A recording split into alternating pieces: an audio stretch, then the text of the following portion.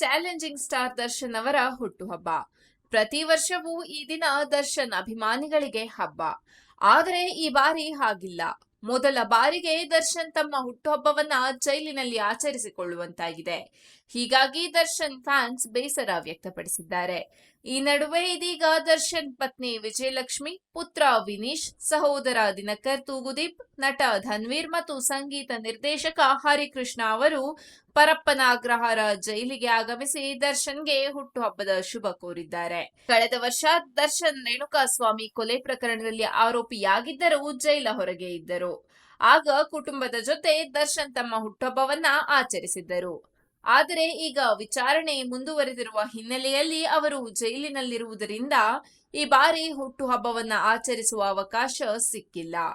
Challenging star ಪ್ರೀತಿಯ ದರ್ಶನ್ ಅವರಿಗೆ ಜನ್ಮದಿನದ ಹಾರ್ದಿಕ ಶುಭಾಶಯಗಳು. ಆ ದೇವರು ನಿಮ್ಮ ಸಂಕಷ್ಟಗಳನ್ನೆಲ್ಲ ದೂರ ಮಾಡಲಿ. ಇನ್ನೂ ಹೆಚ್ಚಿನ ಕಲಾ ಸೇವೆಗಾಗಿ ಉತ್ತಮ ಆಯುಷ್ಯ, ಆರೋಗ್ಯ ಮತ್ತು ಯಶಸ್ಸನ್ನು ನೀಡಲಿ ಎಂದು ಹಾರೈಸುತ್ತೇನೆ ಎಂದು ಸುಮಲತಾ ಅವರು ಬರೆದಿದ್ದಾರೆ. ಅಂಬರೀಶ್ ಜೊತೆಗಿನ ದರ್ಶನ್ ಫೋಟೋ ಶೇರ್ ಮಾಡಿದ್ದಾರೆ.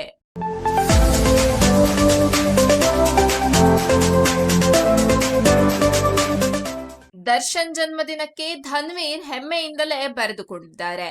ಹಯಗ್ರೀವ ಚಿತ್ರದ ಟೀಸರ್ ಆರಂಭದಲ್ಲಿಯೇ ಧನ್ವೀರ್ ಅದ್ಭುತ ಮಾತುಗಳನ್ನ ಹೇಳಿದ್ದಾರೆ.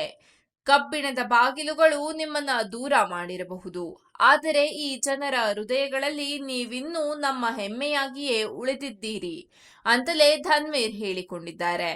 ಇನ್ನು ಸಾಕಷ್ಟು ವಿಷಯವನ್ನ ಅಷ್ಟೇ ಹೆಮ್ಮೆಯಿಂದ ಹೇಳಿಕೊಂಡಿದ್ದಾರೆ. ಈಗಾಗಲೇ ಹೇಳಿದ ಸಾಲುಗಳ ಮುಂದುವರಿಸಿದ ಮಾತುಗಳು ಹೀಗಿವೆ.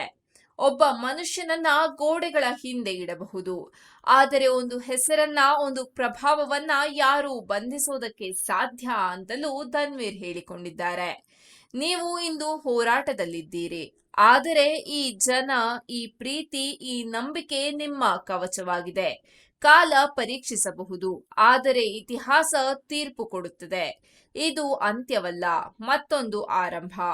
ದರ್ಶನ್ ಅಣ್ಣ ಅಂದ್ರೆ ಅದು ಕೇವಲ ಹೆಸರಲ್ಲ, ಲಕ್ಷಾಂತರ ಜನರಿಗೆ ಸ್ಫೂರ್ತಿ, ಧೈರ್ಯ, ಪ್ರೀತಿ, ನಂಬಿಕೆ. ಈ ಹುಟ್ಟುಹಬ್ಬದಲ್ಲಿ ನಿಮಗೆ ಕಾಣದ ಪ್ರಪಂಚವೇ ನಿಮ್ಮ ಜಯಘೋಷದಿಂದಲೇ ತುಂಬಿದೆ.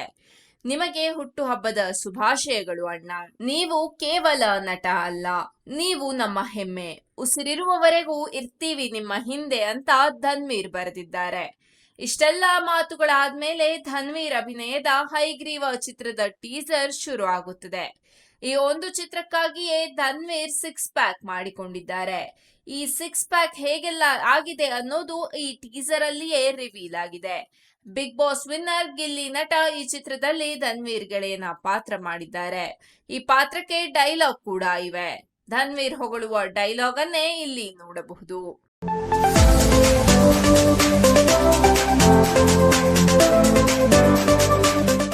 ರಾಜ್ ಬಿ ಶೆಟ್ಟಿ ಕನ್ನಡದಲ್ಲಿ ಮಿಂಚಿದ್ದಾರೆ, ಮಾಲಿವುಡ್ ಅಲ್ಲೂ ಹೊಳೆದಿದ್ದಾರೆ.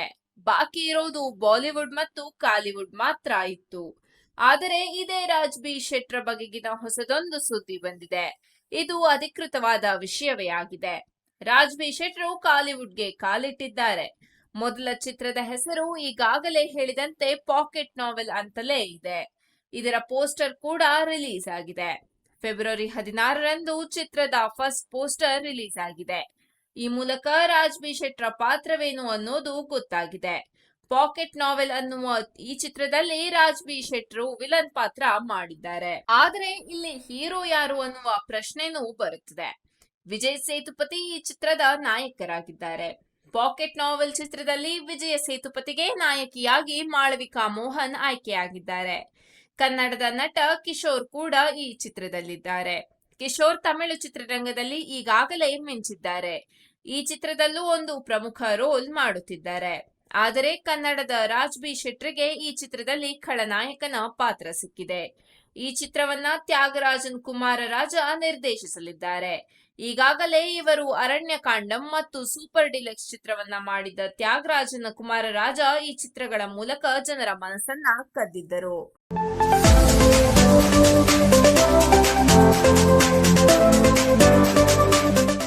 ಬಿಗ್ ಬಾಸ್ ಕನ್ನಡ ಸೀಸನ್ 12 ಕಾರ್ಯಕ್ರಮದಲ್ಲಿ ಅಶ್ವಿನಿ ಗೌಡ ಸ್ಪರ್ಧಿಸಿದ್ದರು. ಬಿಗ್ ಬಾಸ್ ಮನೆಯಲ್ಲಿ ಅತಿ ಹೆಚ್ಚು ಸದ್ದು ಮಾಡಿದವರ ಪೈಕಿ ಅಶ್ವಿನಿ ಗೌಡ ಸಹ ಒಬ್ಬರು. ಆರಂಭದಲ್ಲಿ ರಕ್ಷಿತಾ ಶೆಟ್ಟಿ ಜೊತೆಗಿನ ಜಗಳ ಅಶ್ವಿನಿ ಗೌಡಗೆ ತುಂಬಾ ನೆಗೆಟಿವ್ ಆಯಿತು. ಸೋಷಿಯಲ್ ಮೀಡಿಯಾದಲ್ಲಿ ಅಶ್ವಿನಿ ಗೌಡ ತೀರಾ ಟ್ರೋಲ್ ಆಗಿದ್ದರು.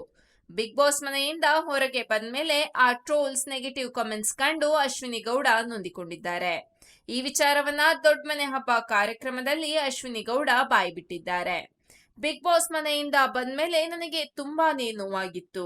ಯಾಕಂದ್ರೆ ಬಹಳಷ್ಟು ಟ್ರೋಲ್ ಪೇಜ್ಗಳಲ್ಲಿ ಟ್ರೋಲ್ ಮಾಡಲಾಗಿತ್ತು, ಬಹಳಷ್ಟು ಟೀಕೆ ಮಾಡಲಾಗಿತ್ತು, ತುಂಬಾ ಅವಮಾನ ಎದುರಿಸಿದ್ದೇನೆ, ತುಂಬಾ ಕೆಟ್ಟ ಕೆಟ್ಟ ಕಮೆಂಟ್ಸ್ ನೋಡಿದೆ, ಮನಸ್ಸಿಗೆ ತುಂಬಾ ಬೇಜಾರಾಯಿತು.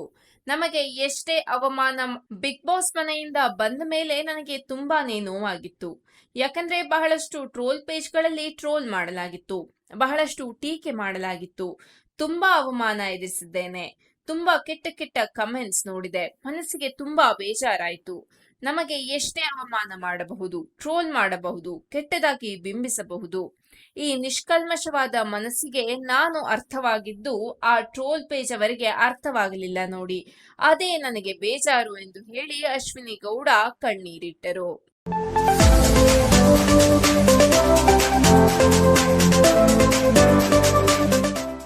ನಿರ್ದೇಶಕ ಅಭಿಷೇಕ್ ನಾಮ ಅವರ ಮಹತ್ವಾಕಾಂಕ್ಷೆಯ ನಾಗಬಂಧಂ ಚಿತ್ರವನ್ನ ನಿರ್ಮಾಪಕರುಗಳಾದ ಕಿಶೋರ್ ಅನ್ನಪೂರೆಡ್ಡಿ ಮತ್ತು ನಿಶಿತಾ ನಾಗಿರೆಡ್ಡಿ ದೊಡ್ಡ ಮಟ್ಟದಲ್ಲಿ ನಿರ್ಮಿಸಿದ್ದಾರೆ. ವಿಶ್ವದರ್ಜೆಯ ತಾಂತ್ರಿಕ ಮೌಲ್ಯಗಳು ಮತ್ತು ಅದ್ದೂರಿ ನಿರ್ಮಾಣದೊಂದಿಗೆ ಈ ಸಿನಿಮಾ ಮೂಡಿಬಂದಿದೆ. ಆಧ್ಯಾತ್ಮಿಕ ಆಳ ಮತ್ತು ದೃಶ್ಯ ವೈಭವದ ಸಂಗಮವಾಗಿ ಪ್ರತಿ ಫ್ರೇಮ್ ಕೂಡ ಪ್ರೇಕ್ಷಕರ ಕಣ್ಮನ ಸೆಳೆಯುತ್ತಿರುವುದು ವಿಶೇಷ. ಹಿಮಾಲಯದ ಹಿಮಚ್ಛಾದಿತ ಪರ್ವತಗಳ ಹಿನ್ನೆಲೆಯಲ್ಲಿ ಟೀಸರ್ ಆರಂಭವಾಗಿ ಕಾಲಕ್ಕಿಂತಲೂ ಹಳೆಯದಾದ ಮತ್ತು ಗುಪ್ತವಾಗಿರುವ ರಹಸ್ಯವೊಂದರ ಕಾವಲುಗಾರನಾಗಿ ಕಥೆ ಸಾಗುತ್ತದೆ. ಅಬ್ದಾಲಿ ನೇತೃತ್ವದ ಐತಿಹಾಸಿಕ ಅಫ್ಘಾನ್ ಆಕ್ರಮಣದಿಂದ ಪ್ರೇರಿತವಾದ ಈ ಕಥೆ ಪುರಾಣ, ಇತಿಹಾಸ ಮತ್ತು ಆಧ್ಯಾತ್ಮಿಕ ಯುದ್ಧವನ್ನ ಸಮರ್ಥವಾಗಿ ಮಿಳಿತಗೊಳಿಸಿದೆ.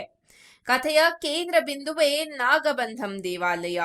ದೈವಿಕ ಶಕ್ತಿಗಳಿಂದ ರಕ್ಷಿಸಲ್ಪಟ್ಟಿರುವ ಈ ಗುಪ್ತ ದೇವಾಲಯವು ಬ್ರಹ್ಮಾಂಡದ ಪ್ರಚಂಡ ಶಕ್ತಿಯನ್ನ ತನ್ನ ಒಡಲಲ್ಲಿಟ್ಟುಕೊಂಡಿದೆ.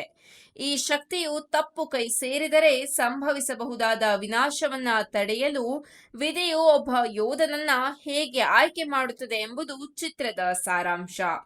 ಟೀಸರ್ನಲ್ಲಿ ಬರುವ ಈ ಸಾಲುಗಳು ಚಿತ್ರದ ಆತ್ಮವನ್ನ ಬಿಂಬಿಸುತ್ತವೆ. ಭಕ್ತಿ ಮತ್ತು ಯುದ್ಧ, ಧರ್ಮ ಮತ್ತು ವಿನಾಶದ ನಡುವಿನ ಹೋರಾಟವನ್ನ ಇದು ಧ್ವನಿಸುತ್ತದೆ.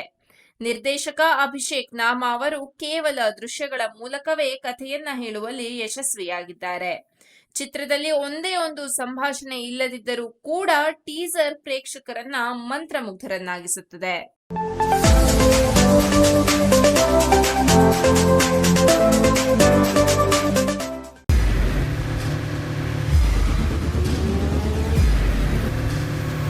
ಪ್ರಜಾಮಾರ್ಗ ನ್ಯೂಸ್, ಇದು ಜನಸಾಮಾನ್ಯರ ಧ್ವನಿ. ನಮಸ್ಕಾರ. ನೀವು ನೋಡ್ತಾ ಇದ್ದೀರಾ ಪ್ರಜಾಮಾರ್ಗ ನ್ಯೂಸ್. ರಾಷ್ಟ್ರದ, ರಾಜ್ಯದ, ರಾಜಕೀಯದ ಬಗ್ಗೆ ಹೆಚ್ಚಿನ ಸಿನಿಮಾ ಅಪ್ಡೇಟ್ಗಳಿಗಾಗಿ ಫಸ್ಟ್ ಲೈಕ್ ಮಾಡಿ, ಸಬ್ಸ್ಕ್ರೈಬ್ ಆಗಿ, ಹಾಗೆ ಫಾಲೋ ಕೂಡ ಮಾಡಬೇಕು.